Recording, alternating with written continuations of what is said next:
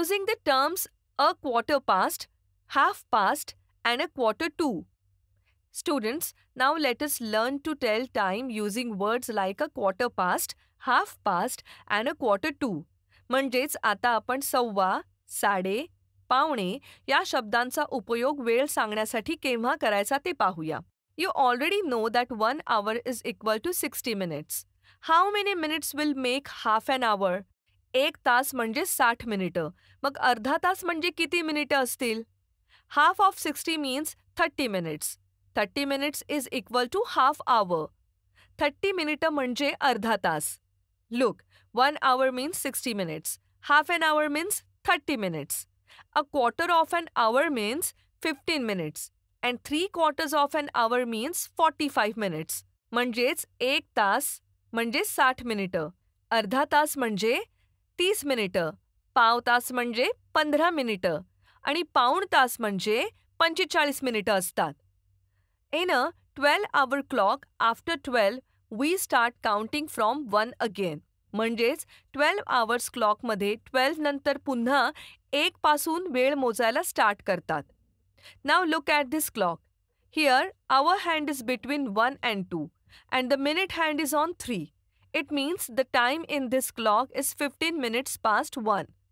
म्हणजेच घड्याळामध्ये 1:15 झाली आहेत. That means 1 hour and a quarter hour has passed. म्हणजेच 1 तास आणि पाव तास झाला आहे. So here we can also say a quarter past 1.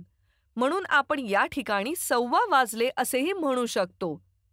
Students, remember that if the minute hand is at 3, it is read as a quarter past.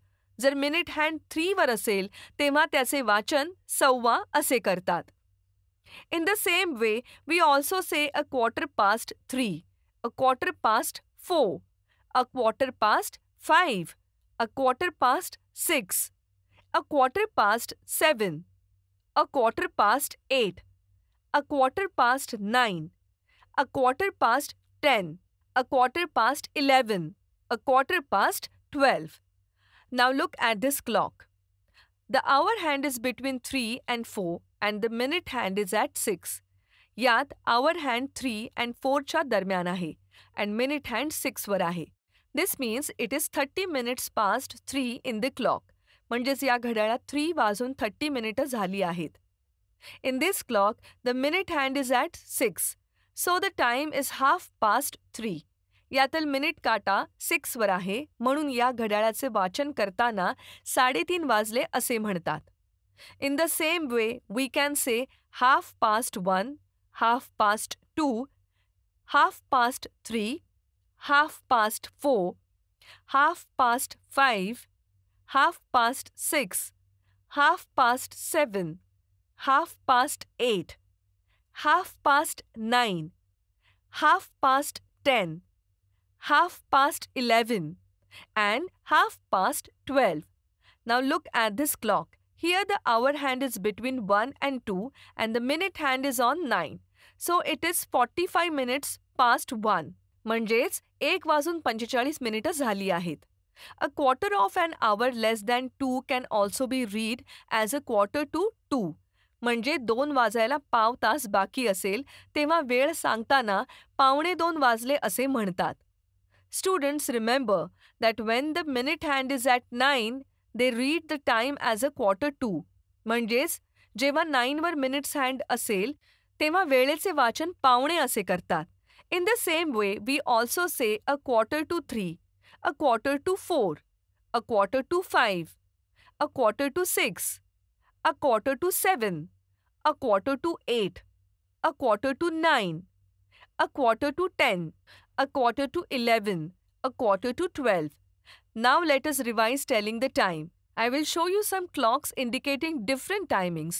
You have to tell me if it's a quarter past, half past or a quarter to. यासाठी मी तुम्हाला घड्याळातील वेळ सांगते. तुम्ही ते 1:15 आहे की पावणे आहेत ते सांगा. 15 minutes past 3 म्हणजेच 3:15 झाली. A quarter past 3. 45 minutes past 4 म्हणजेच 4:45. A quarter to 5. 30 minutes past 9 म्हणजेच 9:30.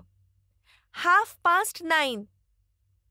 45 minutes past 9 म्हणजेच 9:45. A quarter to 10. 15 minutes past 7 म्हणजेच 7:15. A quarter past 7.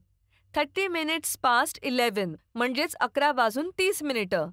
11:30. 45 minutes past 6 म्हणजेच 6:45. A quarter to 7. Very good. All of you have answered correctly. खूपच छान उत्तरं दिलीत.